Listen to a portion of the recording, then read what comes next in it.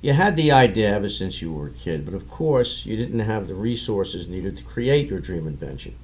But as you got older, you saved up and finally accumulated the resources needed to make your dream device.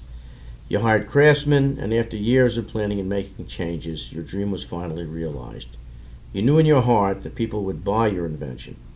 So once it was done, you went to the patent or the copyright office, as the case may be, and submitted your copyrighted idea for protection or your patent for a pending patent protection. But then, before you started marketing your invention late one night, you saw a TV commercial, and there it was, the exact same item that it took you your entire life to get ready for sale. And you noticed that the name of the company was the same as the one of the craftsmen that you hired to put it together. Or maybe you just opened a new company and you thought carefully about making a logo that would differentiate your company from your competitors and appear pleasing to the eye. So you made a rough sketch of it and brought it to a graphic design studio. They made some samples, and you finally decided the one you liked best and paid for their services. You went online to the United States Patent and Trademark and Copyright Office website and had your design authorized as a registered trademark.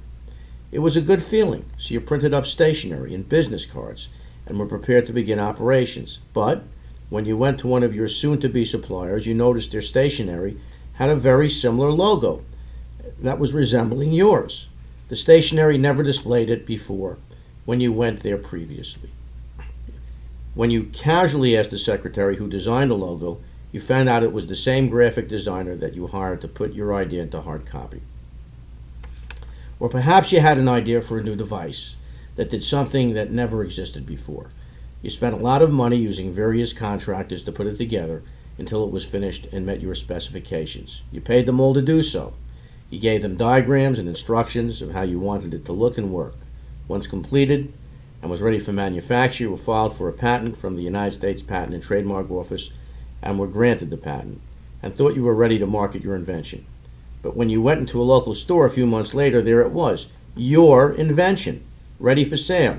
You did some research and found out that one of the contractors that were now selling the invention had worked in assisting putting your invention together and was affiliated with the company that was now selling it.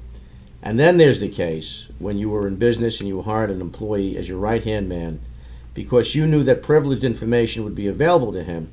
You had them sign a non-competition contract. But after a while, he left your company and went to work for one of your competitors. As time went by, you started losing your customer base, finding out that your ex-employee made a copy of your client list and shared it with his new employer. In all of these cases, if the intellectual property that was your idea was registered and accepted by the Copyright, Trademark, and Patent Office, you would have had the right to institute a lawsuit. In the last instance, you'd be able to sue both your ex-employee and his new employer for unfair business competition.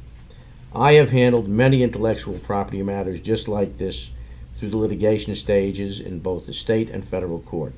If you have problems just like the ones I've described, call me. I can help you.